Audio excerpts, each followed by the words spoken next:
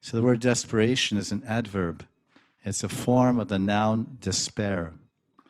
It means complete loss or absence of hope. Because we have hope. And people are hoping, and different devotees will preach to you, oh, be steady, it's okay, hang in there, keep going, maintain your enthusiasm and your hope. You'll get some anubhav, means experience. You'll have experience of Krishna. But when?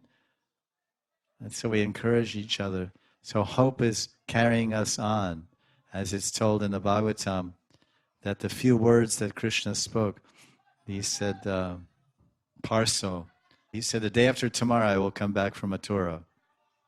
So that's why there's one village down by Govardhan called Parsoligram. Parsoligram is named after that idea. When Krishna boarded the chariot with Akrura in chapter 47 of the 10th canto, Akrura took Krishna and Balaram to Mathura for the wrestling match. So then Krishna looked at the gopis with tear-filled eyes, and they were completely devastated, practically dead. And he said, oh no, I will return Parso. I will return that day after tomorrow. Acharyas say, by those words, then the gopis maintain their existence, living on the hope. Living on the hope. So this is the life of devotees. Devotees from the gopis and Nitya Lila to the sadhakas here in this world, we're all living on hope. It's a fact. It's there in the very beginning devotees.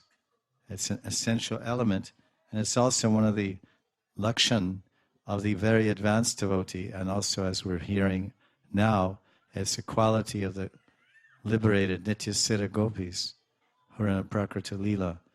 The devotees at the level of Bhava Bhakti, they're very advanced, they have love for Krishna, and they're characterized, one of their qualities or one of their characteristics, Ashabandha. Ashbandha. Ash means hope. I'm bound. Bandha means I'm bound by hope. Hope is binding me. Hope is restraining me. Hope is restraining my mind. Hope is restraining my impatience. I'm impatient. I'm a passionate Kali Yuga woman and man. I want results now. I press my finger and boom, I'm on the internet. Super fast, 20G, 500G, whatever, some other planet. And you don't even press buttons, you just look at the oven and it cooks your dinner. Don't even have to press buttons, you just look at it and you just think this temperature and it becomes that temperature. So everything is ultra modern. But when you come to Bhakti Bhajan and you sign a contract, do you agree to become a das or a das? Yes, I agree. These are the terms. It may take 10 lifetimes to attain the perfection of this yoga practice. Yes, I will sign up for this yoga teacher's training course in Bermuda, and I'll pay my $500. And it's really nice water, nice waves here, but watch out for the sharks. There's a sign on the beach. And then I will study this bhakti yoga for 10 lifetimes, and hopefully by that time, and I promise to live life after life with Ashbandha, bound by hope. And then you sign it, and then they give you neck beads and java beads. So good. So this is Ashbandha.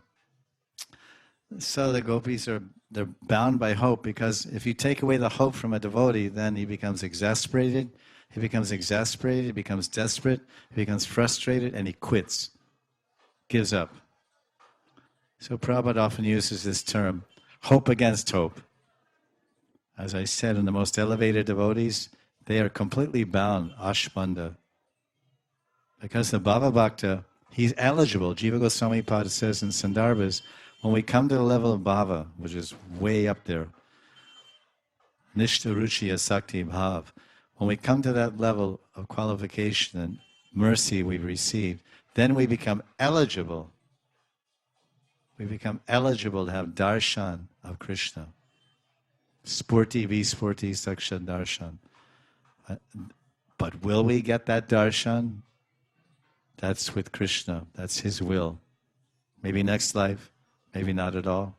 Maybe we might take one life as a deer, or become a deer devotee again. Become a deer, a mriga or a deer devotee of your Gurudev.